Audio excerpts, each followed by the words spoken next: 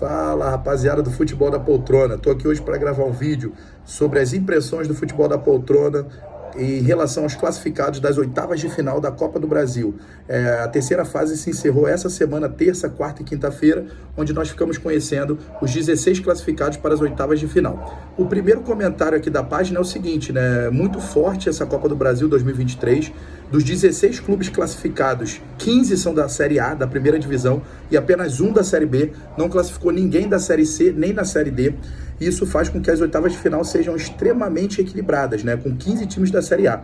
Isso não acontecia desde 2006, galera. Bastante tempo que não acontecia esse fato. Então, aumenta a nossa expectativa para o sorteio que vai acontecer na próxima terça-feira, dia 2 de maio, na sede da CBF, a partir de 13 horas, 1 hora da tarde.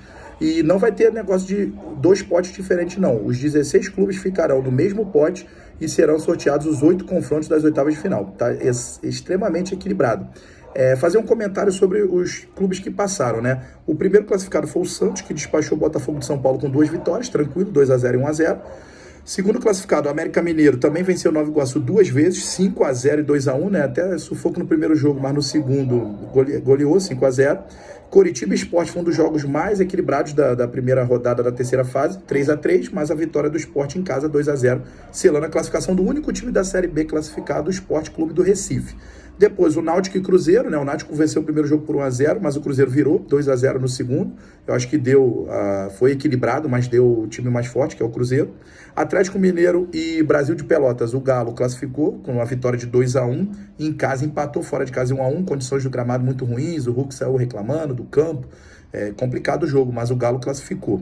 O Bahia despachou Volta Redonda aqui do Rio de Janeiro com 2 vitórias, 2-1 fora de casa e 4-0 lá em Salvador. O Botafogo fez uma dupla vitória, né, de 2-0, repetiu o placar, 2-0 no Rio, 2-0 lá venceu no Ipiranga, tranquilo. O Grêmio venceu por 2-0 o ABC fora e depois empatou em 1-1 na sua arena, classificando também o gigante time de Renato Portaluppi. Depois o Flamengo, né? O Flamengo tinha sido uma das maiores vergonhas, a maior vergonha da primeira rodada da terceira fase, ao perder para o Maringá da Série D por 2-0. E o Flamengo venceu por 8-2 o jogo da volta. Foi uma vitória maiúscula do Flamengo, né? Com bom futebol, apesar de ter tomado 2 gols espíritas ali. O Flamengo fez 8 gols, o Pedro fez 4, o Flamengo jogou muito bem esse jogo. O São Paulo ganhou 8 anos, jogo duríssimo, 0-0 no primeiro, o São Paulo venceu por 1-0 no segundo. O Fluminense, né? 3-0 lá, 3-0 cá com o Paysandu, como a gente já vem falando em vídeos anteriores. O Fluminense apresenta o melhor futebol do Brasil hoje em relação a ataque, a toque de bola, o Cano super inspirado, Arias, Ganso também jogando um bolão. Então o Fluminense, mais um elogio aqui da página para o tricolor das Laranjeiras, 6-0 no agregado. O Corinthians tinha sido a segunda maior vergonha, né, perdendo por Remo de 2-0, venceu nos acréscimos do segundo tempo por 2-0 e nas penalidades acabou levando a classificação Coringão, São Paulo, o Corinthians, desculpa, que está passando por um momento super turbulento, né, a saída do Cuca. A gente vai gravar um outro vídeo falando sobre isso, mas o Corinthians está à procura de técnico, né? O Tite deu não para o Corinthians, vamos ver como é que vai ficar a situação. Vou gravar um vídeo mais tarde falando a situação do técnico do Corinthians. Depois o Internacional, né, que venceu nos pênaltis o CSA, um jogo duríssimo, 2-1 ganhou e 2-1 perdeu, e nos pênaltis o Inter se classificou. O Fortaleza despachou, né, o Águia por 6-1 e 2-0, tranquilo também.